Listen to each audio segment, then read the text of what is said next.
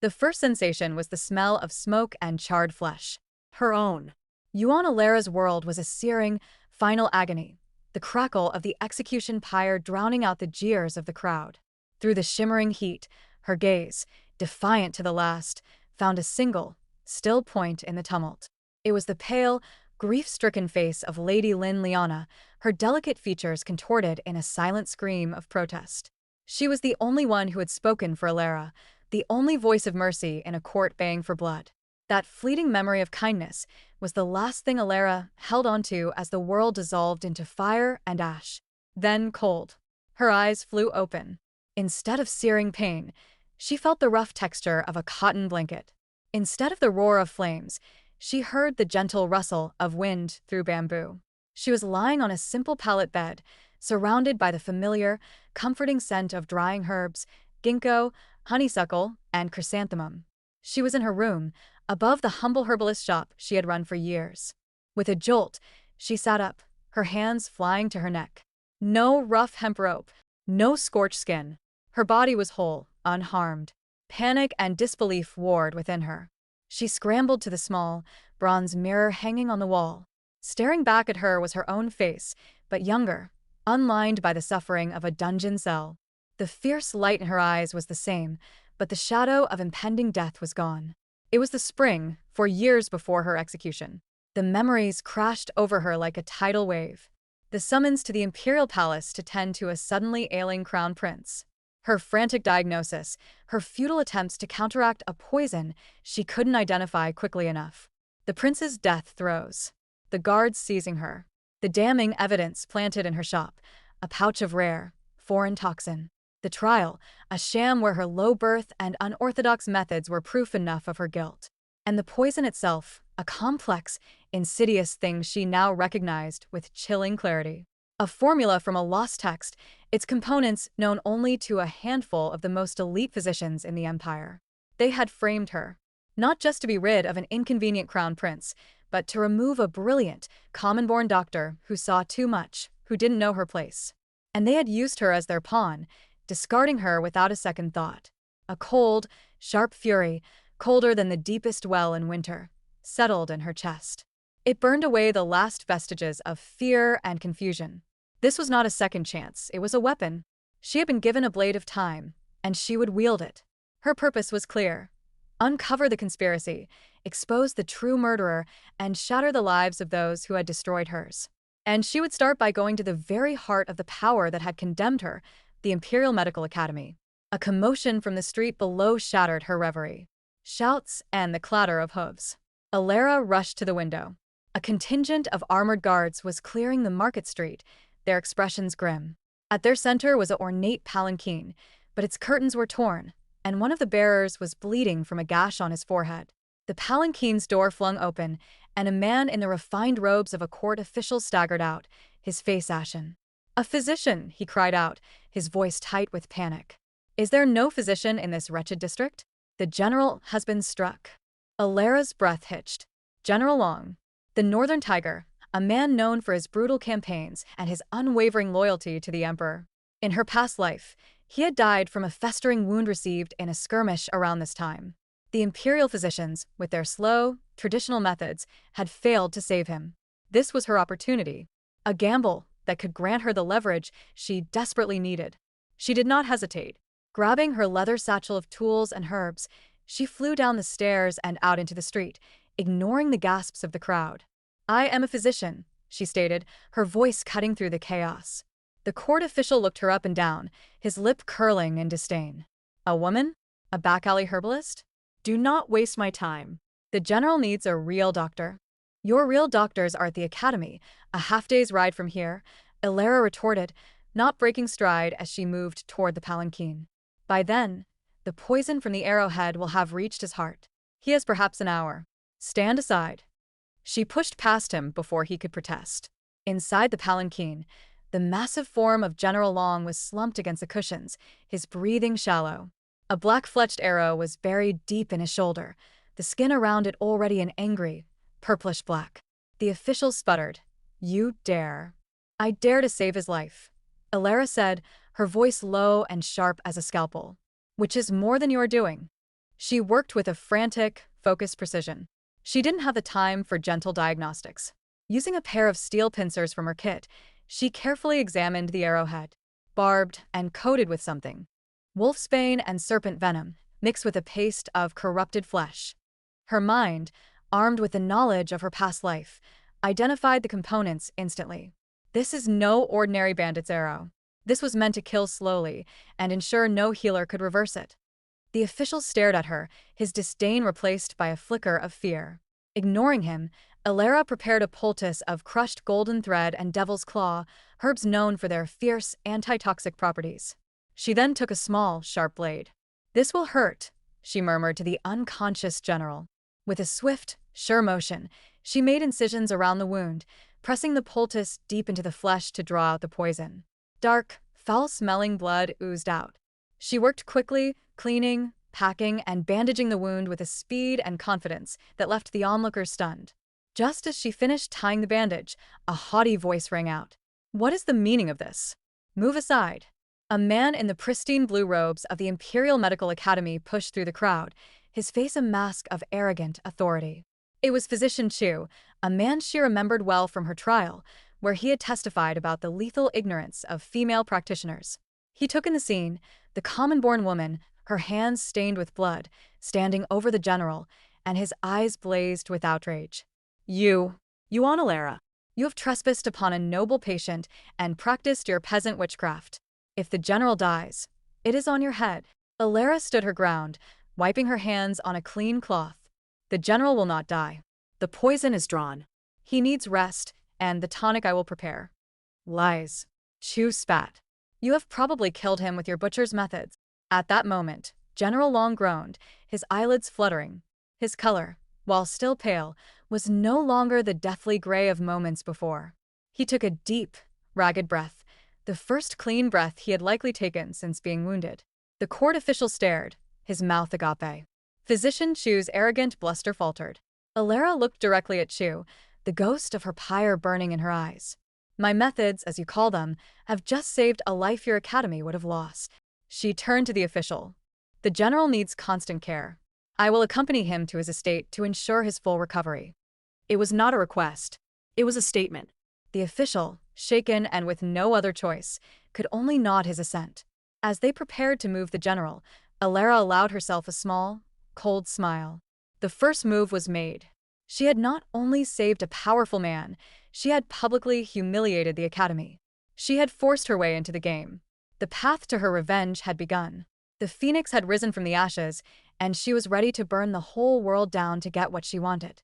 The Shun Manor was not merely a residence, it was a statement of power. Nestled against the foothills on the outskirts of the capital, its sweeping tiled roofs and vermilion-painted pillars stood in stark, intimidating contrast to Alara's humble herbalist shop. As she passed through the immense main gate, flanked by stone guardian lions, she felt the weight of centuries of privilege and scrutiny. The air itself smelled different here, of lacquered wood, rare incense, and a profound, unshakable silence. Her arrival, as the common-born physician who had saved General Long, was a ripple of discord in this still pond. She was not given the welcome of a guest, but the wary reception of a necessary and potentially dangerous variable. She was summoned to the main receiving hall almost immediately. The room was vast, sparsely, but exquisitely furnished.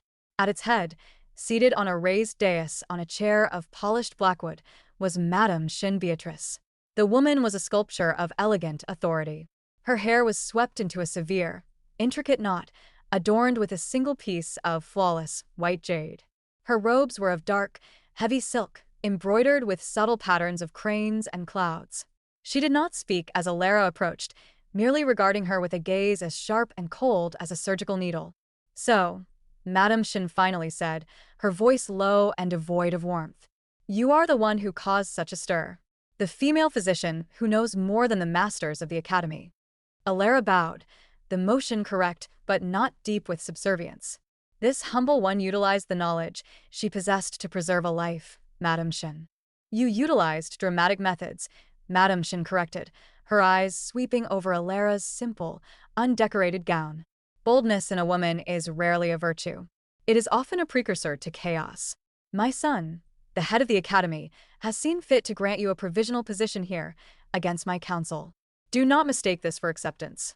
You are here on sufferance. You will tend to the household's minor ailments, compile inventories, and stay out of the way. Alara met her gaze evenly. The unspoken words hung in the air. Asterisk, know your place.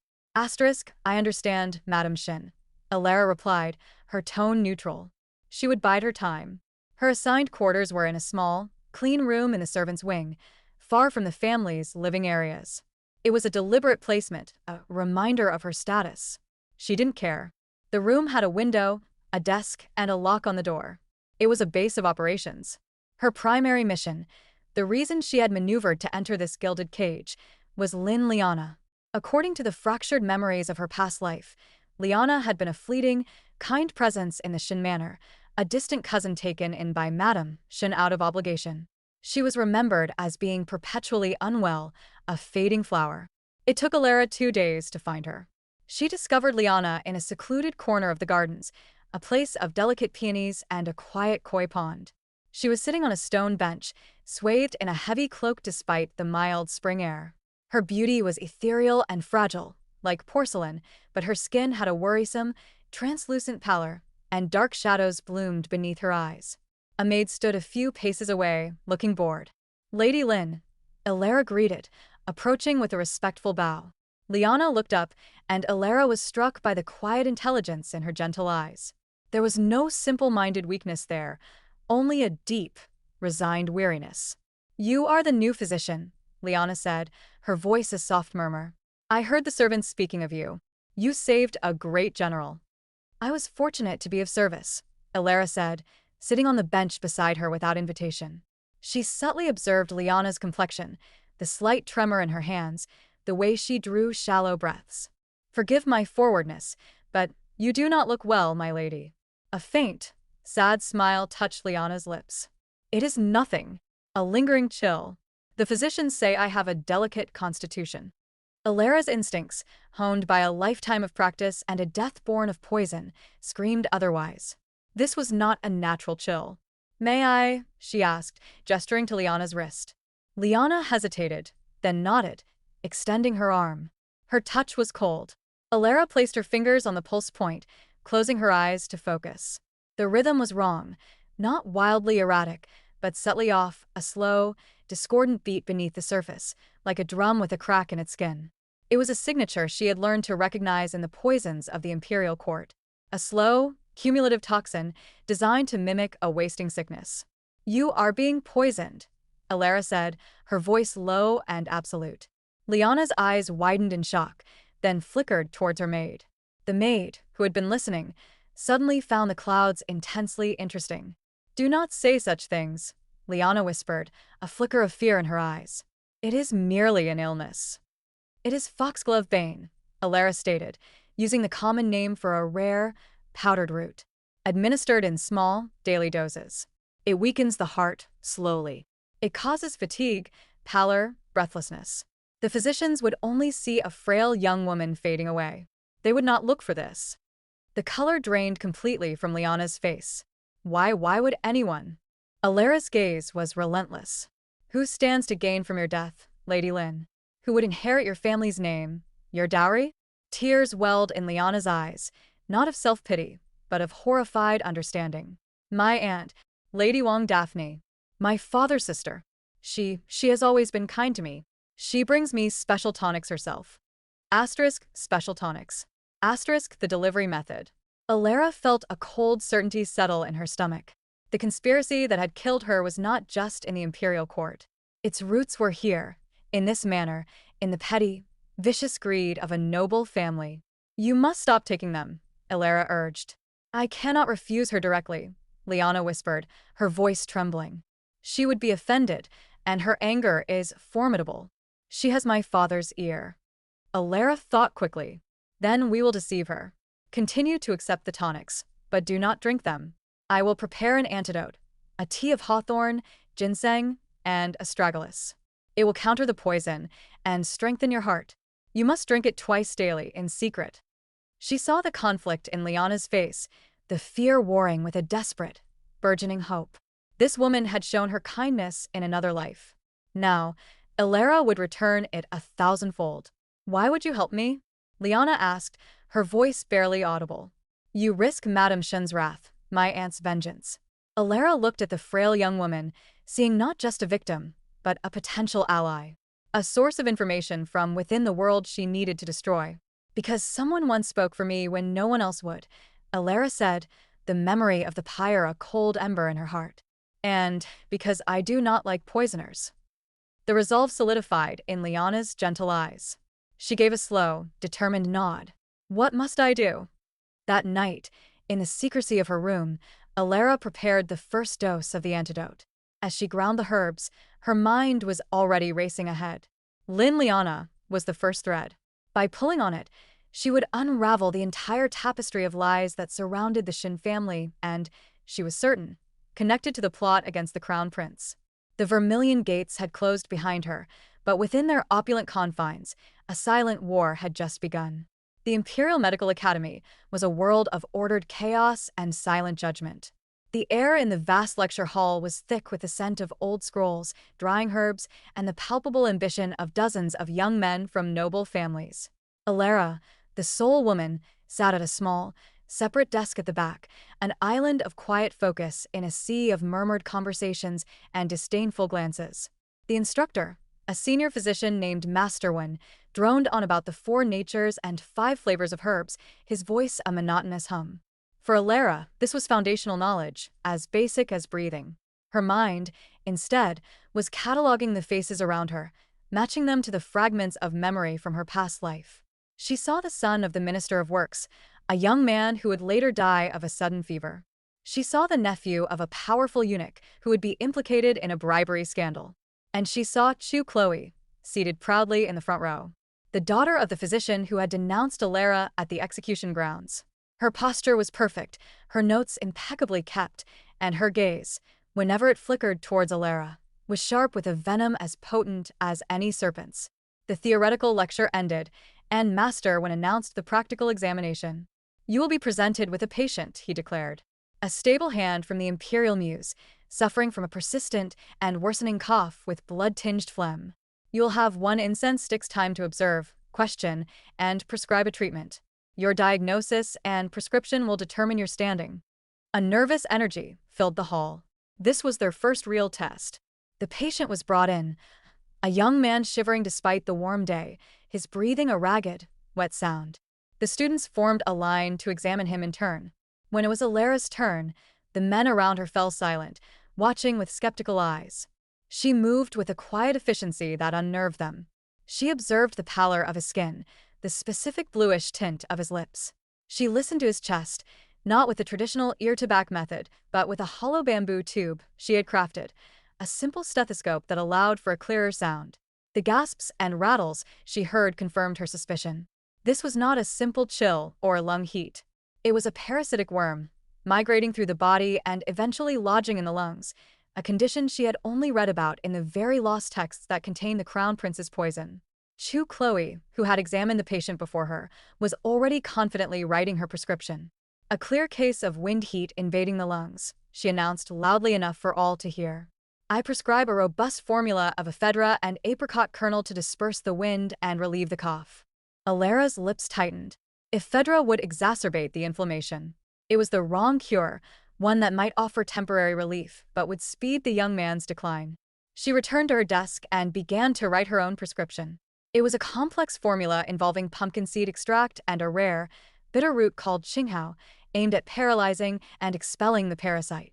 As she finished, the incense stick burned down to its last inch. "Time," Master Wen called.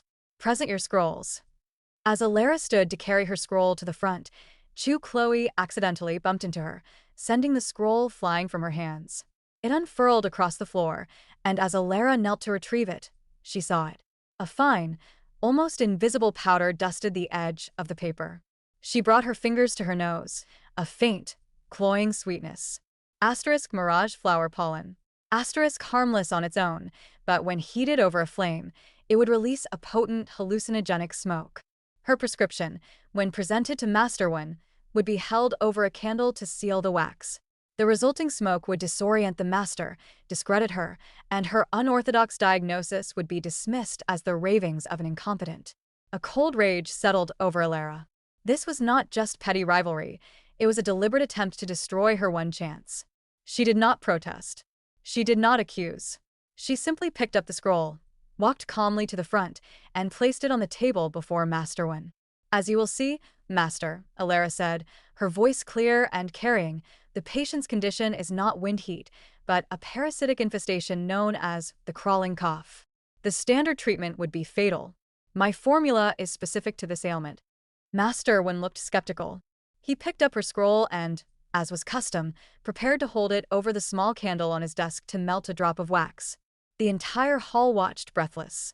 Chloe wore a mask of innocent anticipation. Just as the edge of the parchment was about to kiss the flame, Alara spoke again, her voice cutting through the tension. "However, Master Wen, I must warn you. I believe my scroll has been contaminated." Master Wen froze, his hand hovering. "Contaminated? What nonsense is this?"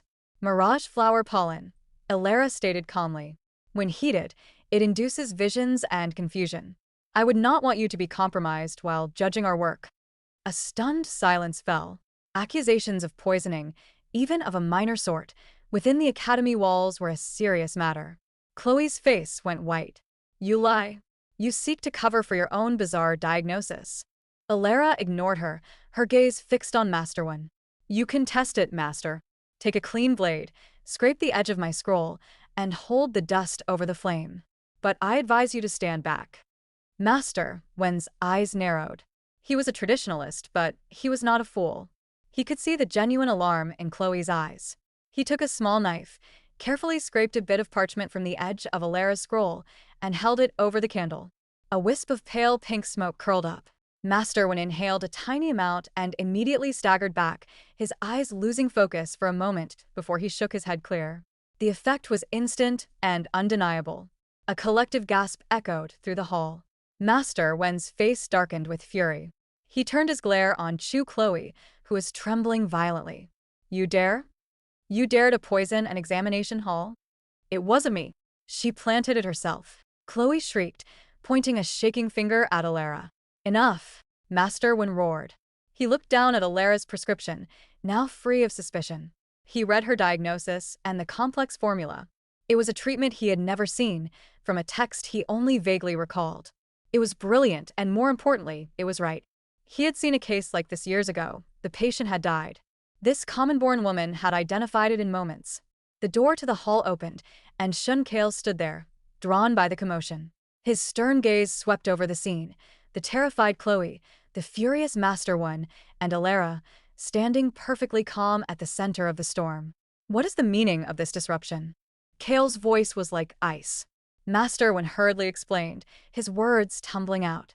He showed Shun Kale the two prescriptions, Chloe's conventional, deadly mistake, and Alara's radical, life-saving formula. Shun Kale listened, his expression unreadable. His eyes finally settled on Alara. He saw no triumph in her face, only a weary resolve. She had not just passed the test, she had exposed a viper in their midst and demonstrated a depth of knowledge that shamed his senior instructors. "Chloe," he said, his voice dropping to a dangerous quiet. "You are expelled. Your family will be informed of your actions." He then turned to Alara. "As for you, your methods are disruptive." Alara met his gaze. "Truth is often disruptive, Headmaster." A flicker of something, not respect, but a sharp, keen interest, passed through his eyes. "It seems they are. Your diagnosis, if correct, is beyond the scope of our current texts." He paused, making a decision that would alter her path entirely. "You will report to my private study. There is a project, a text recovered from a tomb. It is difficult. Perhaps your disruptive mind can make sense of it." He turned and left, leaving a hall full of stunned and silent students. Alara stood alone, the object of even greater awe and hatred. She had survived the trap and gained a dangerous opportunity. The text Shun Kale spoke of, she knew with a chilling certainty what it was. The very text that held the key to the Crown Prince's murder. The game had just escalated. Shun Kale's private study was a reflection of the man himself, austere, ordered, and intimidating. There were no frivolous decorations, only floor-to-ceiling shelves groaning under the weight of leather-bound texts and bamboo scrolls. The air smelled of ink, dried parchment, and a faint, astringent scent of medicinal herbs kept in lacquered boxes. In the center of a massive desk of polished zeton wood, resting on a square of black silk, lay the object of Alara's quest. It was not a scroll, but a collection of thin bamboo slips, bound together by crumbling leather cords. The characters carved into them were ancient, a style predating the current dynasty by centuries. They were faded and worn, some slips cracked, making the text a fragmented puzzle. "The Xian Ji Ben Chao," Shun Kale said, his voice echoing slightly in the quiet room. He stood by the window, his back to her, observing the courtyard below. "The mysterious mechanism of fundamental herbs, recovered from a sealed tomb in the western deserts. My physicians have been able to decipher less than a third of it. The syntax is peculiar. The principles it hints at are unorthodox, even dangerous." Alara's heart hammered against her ribs. She forced her breathing to remain even. This was it, the very text that had been her undoing. In her past life, she had only seen a single, copied page of it, the page containing the poison formula, presented as evidence against her. Now, the entire, corrupted masterpiece lay before her. "You believe my unorthodox mind is suited to such a task, Headmaster?" she asked, her tone carefully neutral. He turned, his dark eyes pinning her. "I believe you see patterns others miss. You identified a parasitic cough. No one else could. This text," he gestured to the slips. "It speaks of medicine, but it reads like a treatise on warfare. It discusses the manipulation of qi not just for healing, but for other purposes. I need it deciphered. The knowledge within, however dangerous, cannot be left to molder. It must be understood to be controlled. Or to be used," Alara thought coldly. She understood his true motive. Knowledge was power, and Shun Kale was a man who amassed power. He didn't trust his other physicians with this. He trusted her only because she had no faction, no allegiances, and her survival was tied to her usefulness. "I will do my best, Headmaster," she said, bowing her head. He gave a curt nod. "You will work here in this study under my supervision. You will not remove any slips. You will not speak of what you read. Is that understood?" "Perfectly." And so began her meticulous, painstaking work. Each day, after her menial duties for the Shun household, she would retreat to the study. Shun Kale was often present, working at his own desk, a silent, watchful presence. The silence between them was a tangible thing, fraught with unspoken questions and a simmering, mutual curiosity. Alara's strategy was twofold. She used her extensive knowledge of herbology to cross-reference the ancient names of plants with their modern counterparts. But her true key was the formula she remembered from her trial. She located it, her blood running cold as her fingers traced the carved characters describing the serpent's whisper, poison, the very thing that had killed the crown prince. It was a complex recipe involving monk's hood, a specific species of desert scorpion, and a catalyzing agent derived from a rare blue orchid. But the text didn't stop there. It elaborated. It described an antidote, one that had to be administered within moments of ingestion to be effective. And in the margins, next to the antidote formula, was a small, carefully drawn symbol that made her breath catch. It was a black turtle, coiled in a circle, its head and tail nearly touching. Its shell was etched with 7 stars, forming the constellation of the Northern Dipper. The Black Turtle Society. This was their mark, their signature. This text wasn't just a medical curiosity, it was their foundational text. They weren't just using a random poison. They were using their poison from their Bible. The conspiracy was not just a political maneuver, it was an ideological one. That evening, during her now customary walk in the garden with Liana, she shared her discovery in hushed tones. "A turtle," Liana whispered, sipping the strengthening tea Alara had prepared. Her color was better, the faint pink of health returning to her cheeks. I think I have seen that symbol." Alara froze. "Where?" "Aunt Daphne," Liana said, her voice trembling slightly. "She has a new hairpin. A silver one. The design is very subtle, but it's a turtle, coiled. I thought it was merely an odd choice." The connection solidified like ice in Alara's veins. Lady Wang Daphne, the poisoner, was linked to the symbol. She was either a member of the Black Turtle Society or was being supplied by them. "What else have you heard?" Alara pressed gently. "Any whispers in the women's quarters?" Any talk of the court, of factions? Liana's gentle eyes grew focused. Empowered by her returning health and their shared secret, she had become a diligent spy. There is talk. The Emperor is planning a grand hunt in 2 months' time at the Summer Palace. All the major families will be there. The court is abuzz with preparations. And there is a rumor that the Crown Prince is pushing for a reform of the salt monopoly, which would greatly diminish the wealth of several old families, including the Wangs. Alara's mind raced. A grand hunt, a public event, a crown prince advocating for reforms that threatened powerful interests. It was the perfect storm, the perfect backdrop for an accident or a sudden, tragic illness. The pieces were falling into place with terrifying clarity. The hunt, Alara murmured. That could be it. That could be when they planned to move. We must warn someone, Liana insisted. Who? Alara countered, her voice grim. The headmaster? He is investigating, but we have no proof, only theories from a forbidden text and the word of a hysterical female physician. Your aunt? She would simply deny it and accelerate her plans for you. We need irrefutable evidence. Their conversation was interrupted by the approach of footsteps. They fell silent, adopting the casual posture of a noblewoman and her physician enjoying the evening air. Shin Kale walked into the garden, his gaze sweeping over them. He acknowledged Liana with a slight, polite nod before his eyes settled on Alara. Yuan Alara, he said, his tone unreadable.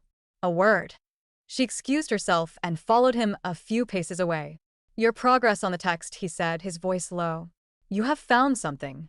It was not a question. He had been watching her too closely. Alara weighed her options. Complete denial was useless. A partial truth was her only shield. I have deciphered a formula for a potent poison, she admitted, watching his face.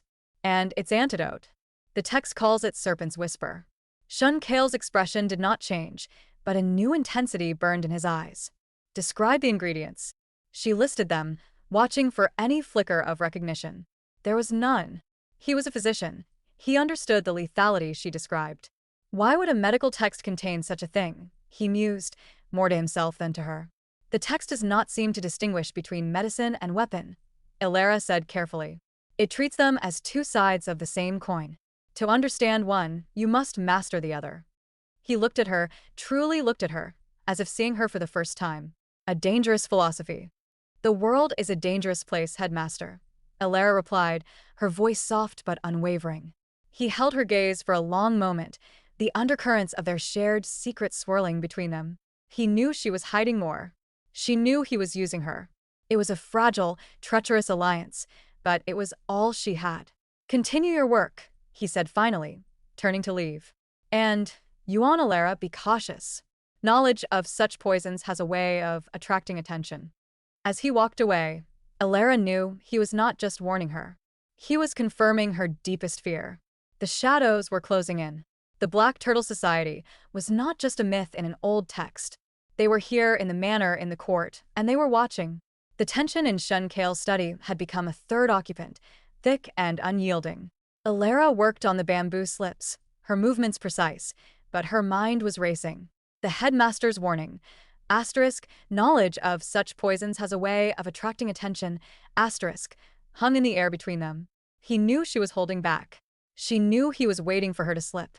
Their fragile truce was tested sooner than expected. It began with Liana. During their next walk, she pressed a small, folded square of fine paper into Alara's hand. I found this tucked inside a ledger in my aunt's writing desk, she whispered, her eyes wide with fear and triumph. I was searching for the key to her jewelry chest. Alara unfolded it later, in the privacy of her room. It was not a letter but a list, a shipment manifest. It detailed the arrival of goods at a warehouse on the Western Canal, bolts of silk, jars of wine, and nestled between them, an entry that made her blood run cold. Asterisk, Shiyuan orchids, 10 crates, for extraction. Asterisk, the blue orchid, the catalyzing agent for the serpent's whisper poison. This was the evidence they needed. It connected Lady Wang Daphne directly to a key component of the assassination plot. But it was not enough. It proved she was procuring the orchid, not that she intended to poison the crown prince. Alara knew she had to share this with Shinkale. Their investigations had to converge now. That evening, she waited for him in his study after he dismissed the other attendants. Headmaster, she began, her voice steady. I have something. He looked up from his own scrolls, his expression impassive. I am listening. She placed the manifest on his desk. The blue orchid. A key ingredient. It is being imported by Lady Wang Daphne. Shun Kale's eyes scanned the paper, his jaw tightening. For a moment, the stern mask slipped, and she saw the raw, burning anger beneath. My father, he said, his voice dangerously quiet, was a traditionalist. He opposed the expansion of the Wang family's mining interests into protected ancestral lands. He died of a sudden, violent fever after a dinner hosted by the Wang patriarch. The physicians called it a summer plague. The pieces slammed together. Shin Kale wasn't just investigating a political conspiracy. He was pursuing his father's murderer. The Black Turtle Society was the weapon, and the Wang family, it seemed, were the ones who had wielded it. This confirms a connection, Ilara said. But it is not proof of treason. We need to see what is in that warehouse. I have men who can't, he started.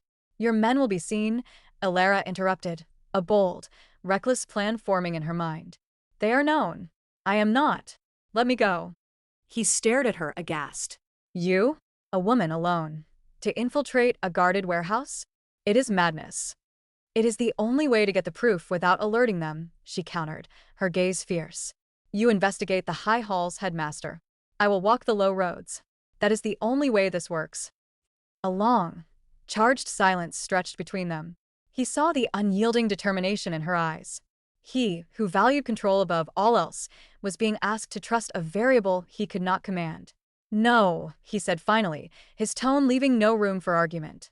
It is too dangerous. I will not have your death on my conscience. My life is my own to risk, Ilara retorted, a flash of her old, fiery temper surfacing. And it is already forfeit if we fail. You are thinking like a nobleman, protecting his assets. You need to think like a physician. Sometimes, a drastic purge is the only way to save the body. Their argument was cut short by a frantic knocking at the study door. A terrified servant stumbled in. Headmaster. Come quickly. It's Lady Liana. She has collapsed. They found Liana in her chambers, convulsing on the floor, foam tinged with blood at her lips. Madame Shin Beatrice stood over her, wringing her hands, while Lady Wang Daphne hovered nearby, her face a mask of convincing concern. She was taking her tonic, Daphne simpered, and she just fell. Ilara pushed past them, dropping to her knees. She checked Liana's pulse. It was a frantic, dying flutter. She smelled the overturned cup. The cloying sweetness of the foxglove bane was there, but beneath it was something new, something acrid and metallic. This is not her usual tonic, Ilara snapped, her eyes locking onto Daphne. You increased the dosage. You panicked because she was getting better. How dare you? Daphne shrieked. You accuse me? You, the common witch who has been filling her head with nonsense and poisoning her with your own concoctions. Shun Kale's voice cut through the hysteria, cold and absolute. Enough. He looked at Ilara. Can you save her? It was a race against time. The combined toxins were shutting down Liana's heart. Ilara's mind, a library of lethal formulas and their cures, seized on the only chance. It was a gamble that walked the line between genius and madness. I need the contents of your alchemy safe, she said to Shin Kale, her voice urgent. Specifically, the refined white arsenic and the mercury sulfide. A horrified gasp went through the room. Even Shun Kale paled. You would kill her with those? I would use a poison to fight a poison.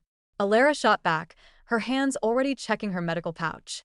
It is the only way to shock her system into beating again. Do you trust me or not? It was the ultimate test. His rigorous training screamed against it. Every medical text condemned it. But he had seen her save General Long with methods that defied convention. He had seen her mind work where others failed. His gaze held hers for a single, eternal second.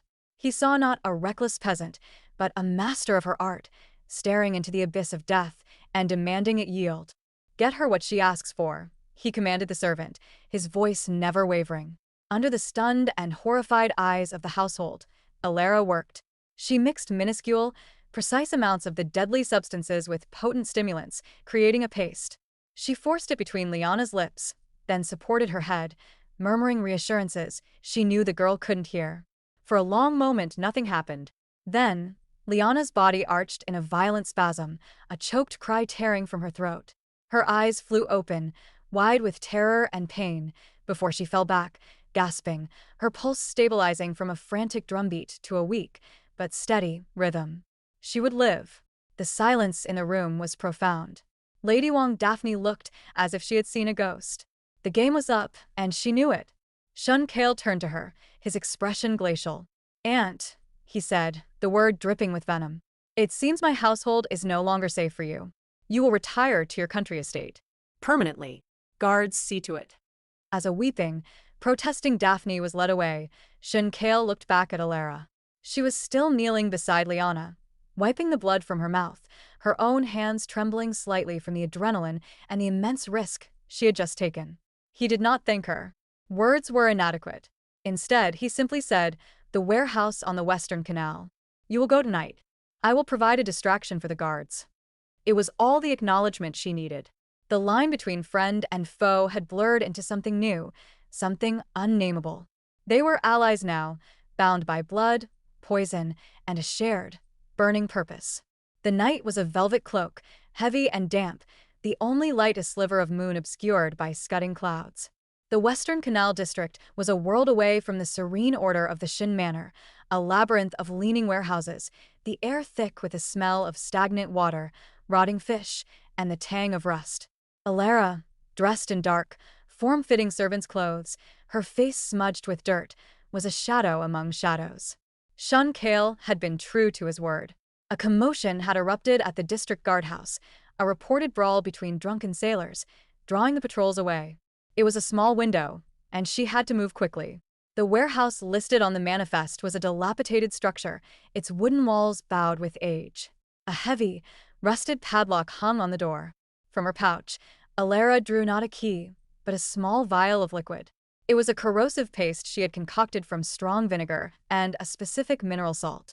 She applied it carefully to the lock's mechanism, the acrid smell making her eyes water. After a tense minute, she struck the lock with a stone wrapped in cloth. With a brittle crack, it shattered. She slipped inside, closing the door behind her.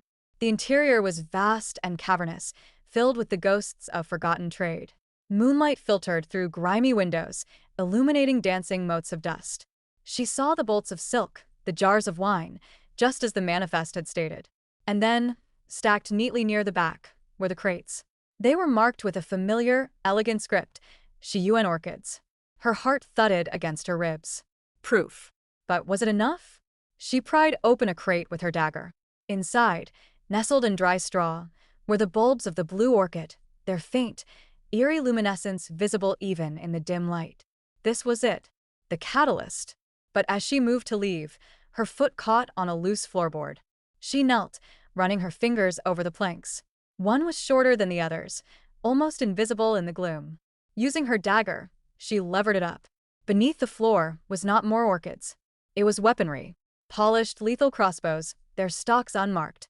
Quivers of bolts with heads designed not for hunting, but for piercing armor. And sacks of a coarse, black powder she recognized from military treatises, a rudimentary form of gunpowder. This was no longer just about poison. This was about rebellion. The Black Turtle Society wasn't just planning a single assassination, they were stockpiling for a coup. The Crown Prince's death was merely the first move, the spark to ignite the chaos they needed to seize power. She had to get this information to Shun Kale. She reached for one of the crossbow bolts, intending to take it as evidence. As her fingers closed around the cold metal, a floorboard creaked behind her. She spun around. A man stood silhouetted in the doorway she had entered. He wasn't a city guard. He was dressed in dark, practical robes, and his face was covered by a black cloth, but his eyes glinted with cold recognition. In his hand, he held a thin, needle-like dagger. "So, the little physician is more than she seems," he hissed, his voice a dry rasp. "The master was right to be wary of you." He lunged. Alara was no warrior, but years of harvesting herbs on treacherous cliffsides had made her agile. She dodged the first thrust, the blade whistling past her ear. She threw a handful of the coarse dust from the floor into his face, but he barely flinched, his eyes protected by the shadow of his hood. He was too fast, too skilled. He closed the distance, his free hand grabbing her wrist with bruising force, twisting her arm behind her back. The pain was blinding. He brought the needle-like dagger to her throat. The society thanks you for your discovery, he whispered, his breath hot against her ear. It will be useful to know the Shin dog is sniffing so close. But you are a loose thread. Alara's mind raced, her gaze darting around the warehouse. The jars of wine. The sacks of black powder. A desperate, insane plan formed. With a final surge of strength, she stomped hard on his instep. He grunted in surprise, his grip loosening for a fraction of a second. It was all she needed. She wrenched her arm free and dove towards the stacked jars, grabbing one as she rolled. "Stay back," she yelled, holding the jar aloft. The assassin paused, a mocking laugh in his throat. "You would bribe me with wine?" "No," Alara said, her voice shaking but clear. "With fire." She hurled the jar at the sack of black powder. The clay shattered, soaking the coarse grains in potent alcohol.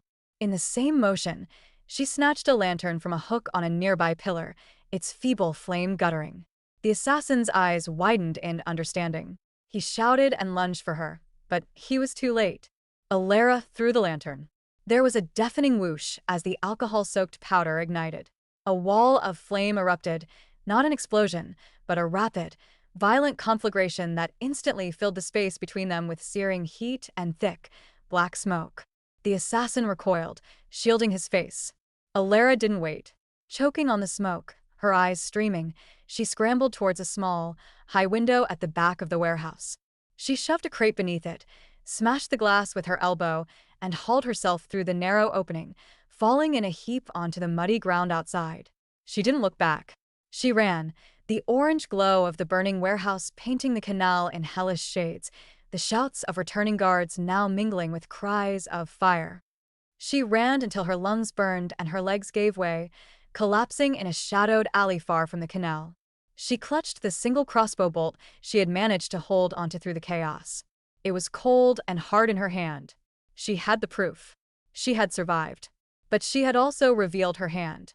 The Black Turtle Society now knew that Shinkail had an agent, and that agent was dangerously capable. The hunt was on, and she had just become the prey. The acrid scent of smoke clung to Alara's hair and clothes, a permanent brand of the night's events. She slipped back into the Shin manor like a ghost, the single crossbow bolt hidden securely in her robes. Sleep was impossible. Every sound, the creak of a floorboard, the hoot of an owl, sent a jolt of adrenaline through her. She had scorched the snake, but she had not cut off its head. Now it was cornered and furious. At first light, the repercussions began. They came not with stealth, but with the full, deafening authority of the state. A troop of the Imperial Guard, their armor gleaming in the dawn sun and led by the formidable Captain Gideon himself, marched into the main courtyard of the Shin Manor. Their arrival was a silent, brutal declaration that the game had shifted from shadows to sunlight. Alara watched from her window, her heart a cold stone in her chest. This was it. The society's countermove. Shinkail met them in the main hall, his posture rigid. Alara positioned herself in an adjacent corridor, hidden by a silk screen, her ears straining. "Captain Gideon." Shinkail's voice was calm, but there was an undercurrent of steel. "To what do we owe this honor?" "Headmaster Shin." Gideon's voice was deep and unyielding, devoid of malice, but filled with an implacable sense of duty. "I am here on a most grave matter. Last night, a warehouse on the Western Canal was set ablaze. During the investigation, this was found in the debris, clutched in the hand of a guard who was killed in the fire." Alara's blood ran cold.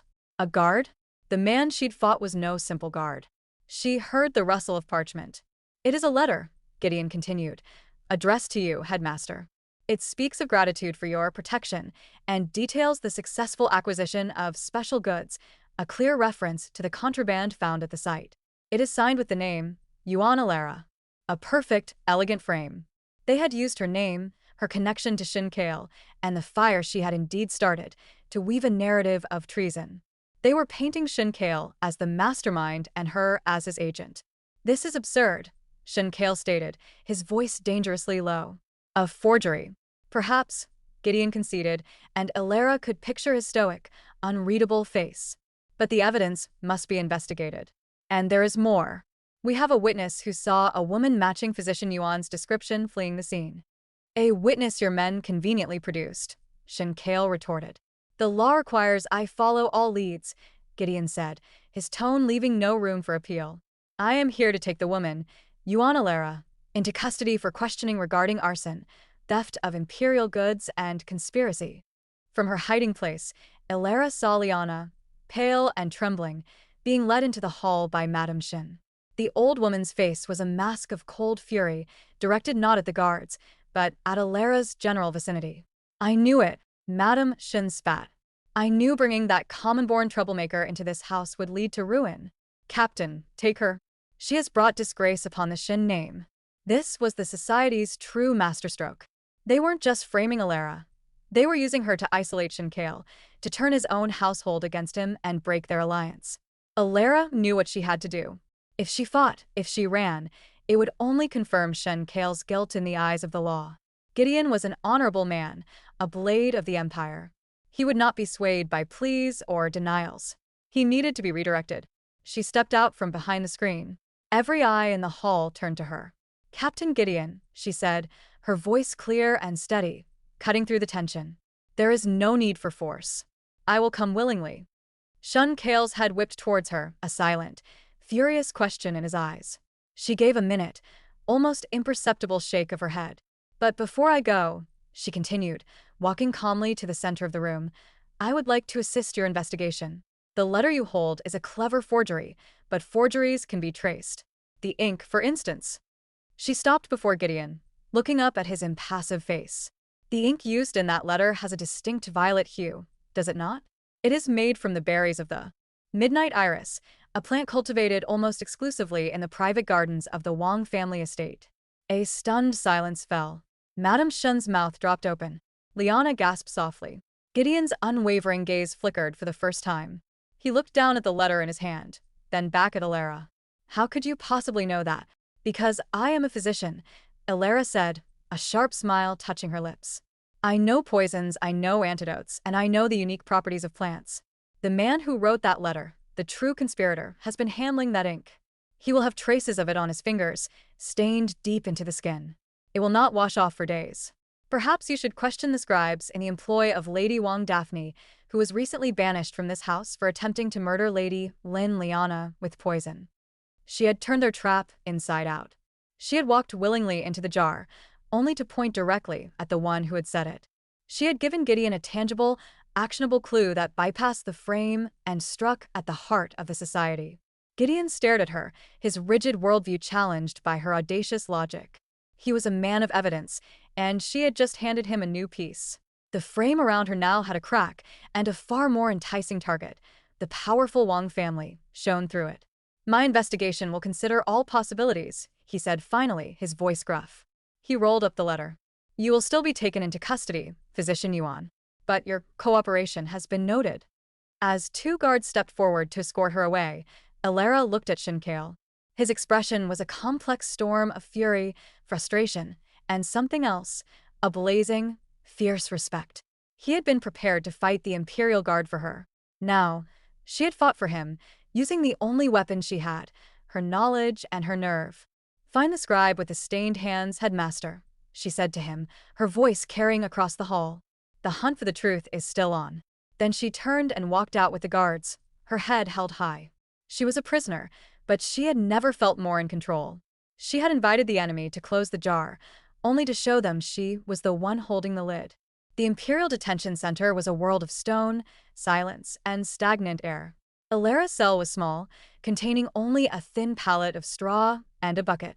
A single, high window barred with iron let in a sliver of daylight. It was meant to be a place of despair, to break the spirit. For Alara, it became a library of memory and a crucible for strategy. Captain Gideon, true to his nature, was not cruel, but he was relentlessly thorough. He interrogated her himself, his questions sharp and precise as a surgeon's lance. He asked about the fire, the letter, her connection to Shinkale, and her knowledge of the Wang family. Alara walked a razor's edge. She admitted to being at the warehouse, framing it as a personal investigation into the poison being used on Liana.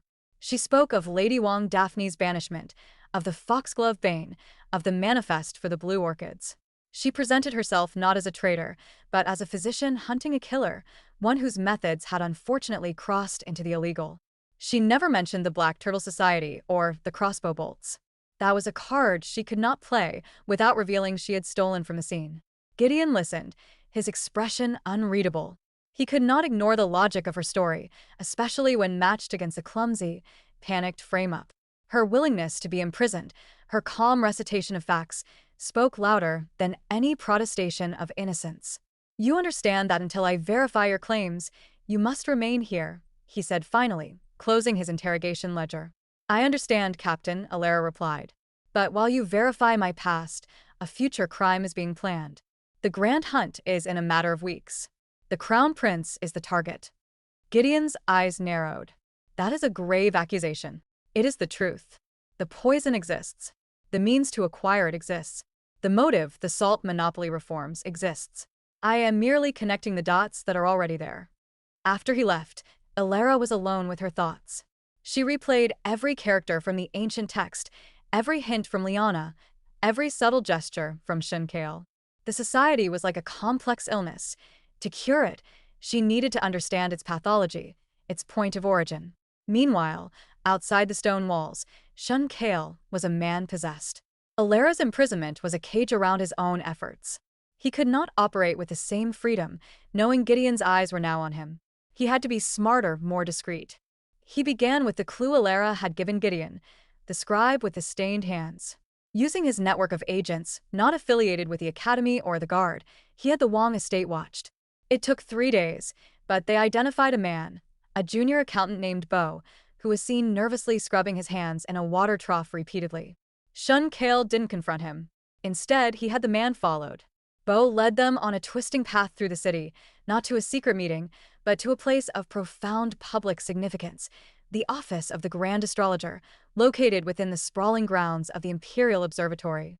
The Grand Astrologer, an old, revered man named Fa, was a trusted confidant of the Emperor, responsible for reading the heavenly signs and choosing auspicious dates for all state events, including the upcoming Grand Hunt. This was the heart of the Serpent. The society wasn't just in the warehouses and noble manors. It was in the Emperor's inner circle, guiding the very timing of the Empire's movements. Shunkale knew he couldn't storm the observatory. He needed proof. He remembered the crossbow bolt Alara had mentioned seizing. He needed to find where she had hidden it. He risked a visit to Alara's small room in the servants' wing, a place Gideon's men had already searched and dismissed. He searched with a frantic, methodical intensity, overturning her straw mattress, checking the floorboards. He found nothing.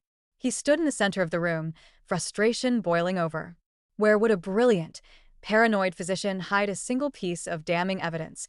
His eyes fell on her small, personal mortar and pestle, used for grinding herbs. It was sitting innocently on her desk. He picked it up. It was heavier than it should be. He turned it over. The pestle was solid, but the mortar, he twisted the bowl. With a soft click, the base of the stone mortar came away, revealing a hollow compartment. Inside, wrapped in a scrap of silk, was the crossbow bolt. It was as Alara had described, unmarked, lethal, and undeniably military in its design. But it was the fletching that made his blood run cold. The feathers were not from a common hawk or goose.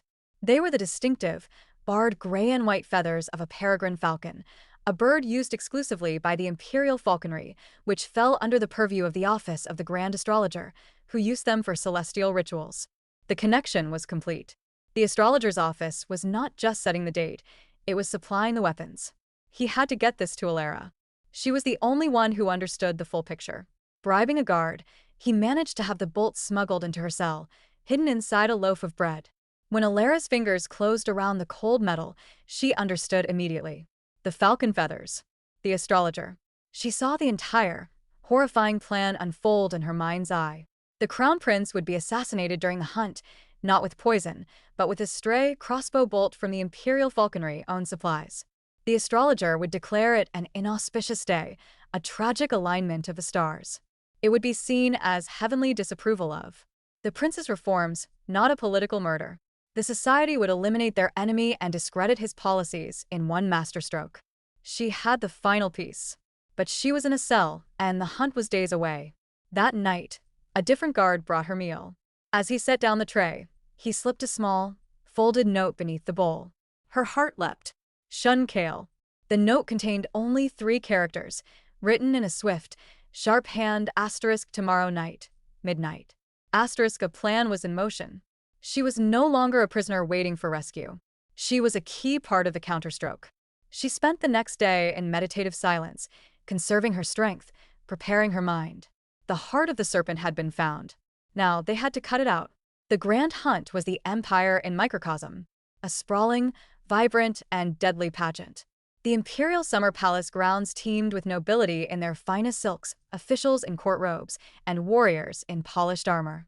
Banners snapped in the breeze, and the air was thick with the scent of roasting meat, perfume, and the eager tension of horses and hounds. At the center of it all was the crown prince, a young man of earnest demeanor, resplendent in hunting leathers, laughing as he tested the string of his bow. He was the picture of a vibrant future, entirely unaware of the dagger aimed at his back. Alara was not in the crowds. She stood beside Shinkale at the edge of the royal viewing pavilion, her presence a quiet, controversial anomaly. Captain Gideon, his expression a granite mask of duty, had personally escorted her from her cell to this spot. The evidence of the crossbow bolt and the stained ink had been enough to secure her provisional release into Shinkale's custody, but not enough to publicly accuse the Grand Astrologer. They were operating on a razor's edge of trust and suspicion. The astrologer's prediction, Shinkale murmured, his eyes scanning the hunting party. He declared the hour of the rabbit as the most auspicious for the prince to take his first quarry. Alara followed his gaze. The prince was mounting his horse, preparing to lead the first chase into the forested hills. Near him, a handler from the imperial falconry stood with a hooded peregrine on his arm. The man's posture was too rigid, his eyes not on the bird, but on the prince. And tucked into his belt, almost invisible, was a short, heavy crossbow of the exact design they had discovered. "It's not the falcon," Alara whispered, her voice tight. "It's the handler. The bolt will be lost in the chaos of the hunt, blamed on a panicked animal or a stray shot from the woods." Their plan was desperate. They could not simply arrest the man on a hunch. They needed him to act, to reveal his intent, and to be caught in the act by unimpeachable witnesses.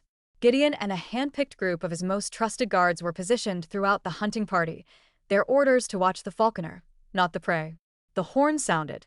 With a roar from the crowd, the prince kicked his horse into a gallop, surging into the forest followed by a stream of nobles and guards. The falconer mounted a swift pony and followed, his movements efficient and practiced. "Now," Shinkale said.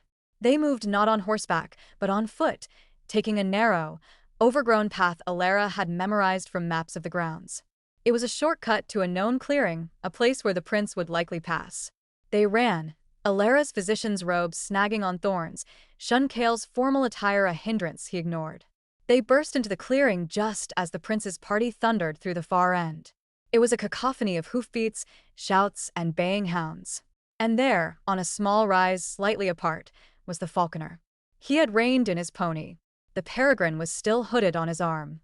In his other hand, he held the crossbow, leveled at the prince's back. Time seemed to slow. Alara saw the man's finger tighten on the trigger. She saw Shinkale drawing a dagger, knowing he could never throw it that far in time. She saw Captain Gideon, too far away, his shout lost in the din. Her own body moved, without conscious thought. There was no weapon, no time for complex strategy.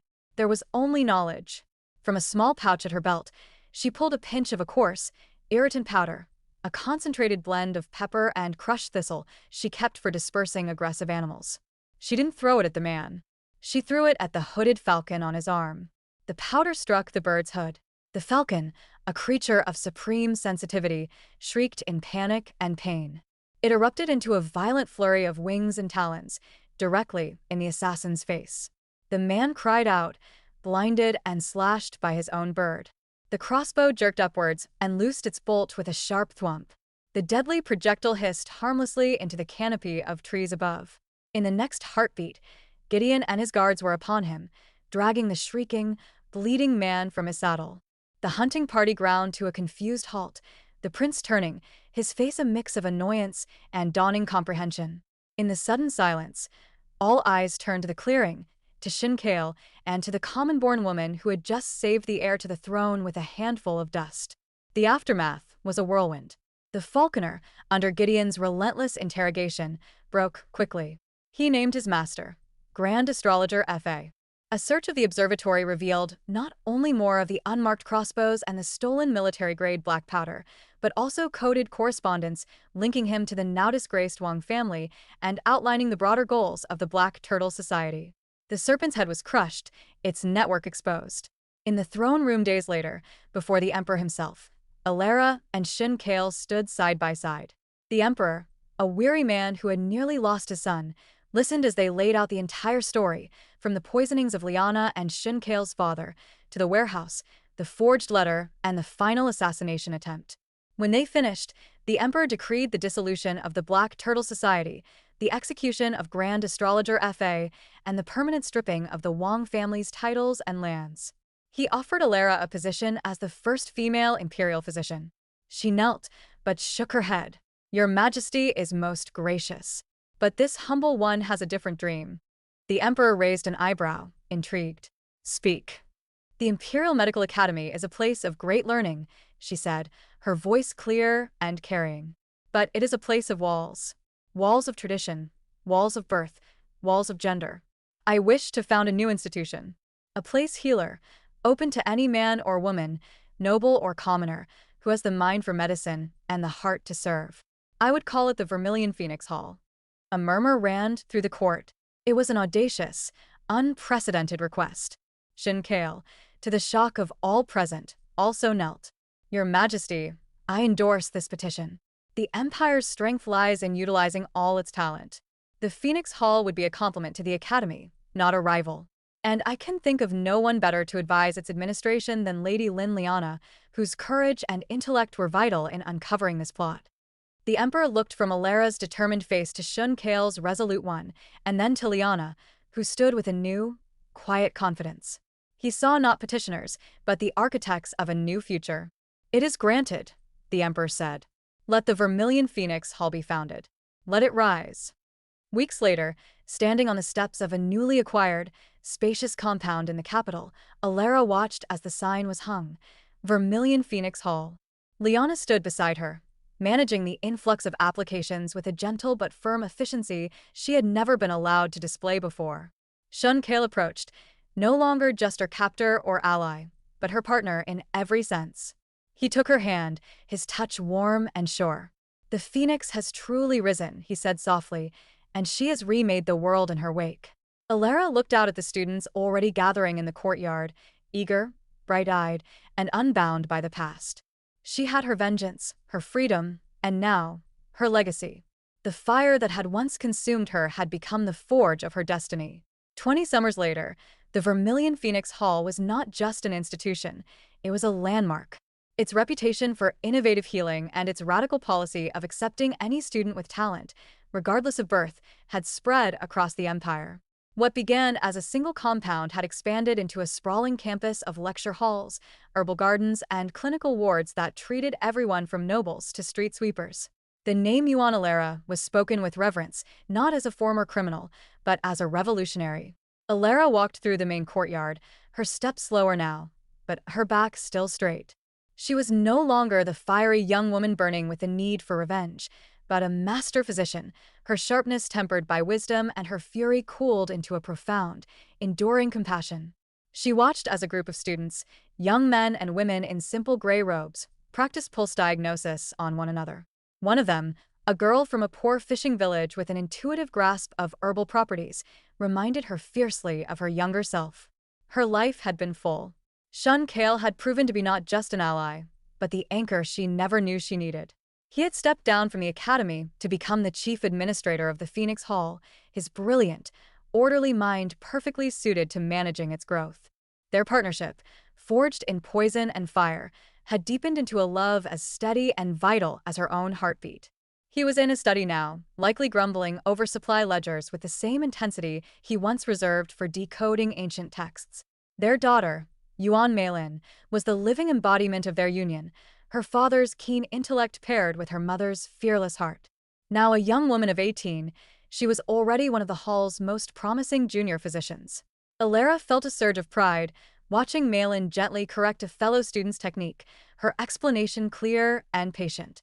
The future of the hall, and of medicine itself, was secure.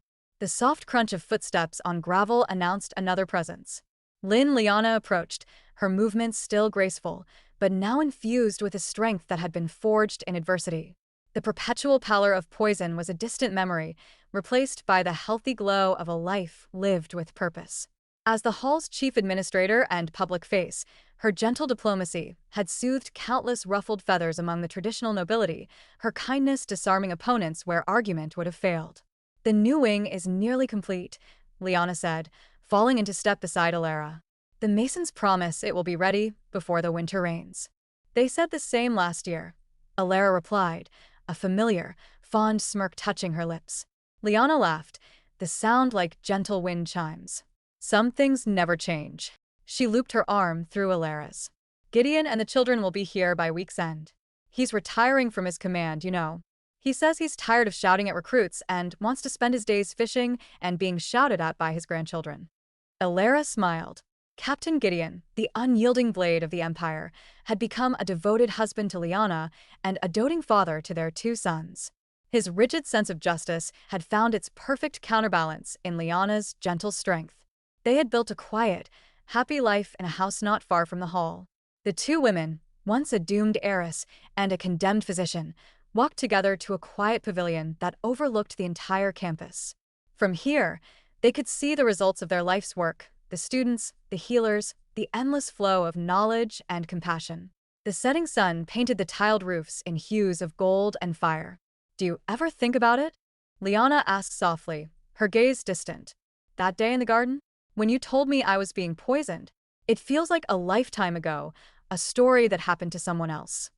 "I think of it every day," Alara said, her voice equally quiet.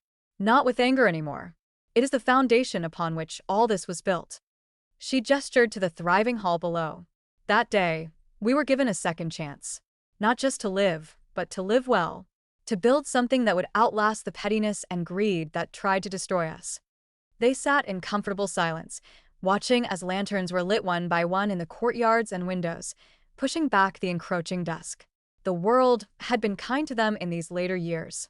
The Black Turtle Society was a forgotten nightmare, a cautionary tale in history scrolls. The Empire was at peace. Their children were safe and happy.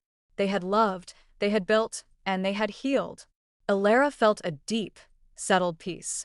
The frantic, desperate energy of her second life had finally mellowed into a profound contentment. She had avenged her death, yes. But more importantly, she had fulfilled her life. She had taken the ashes of her past, and from them, she had not just risen, she had built a sanctuary for others to rise with her. As the last light of day faded, the two sisters, not by blood, but by a bond forged in survival and sealed in triumph, sat together, watching the stars emerge. The long, quiet years of peace were not an ending, but the beautiful, earned reward for a battle well fought.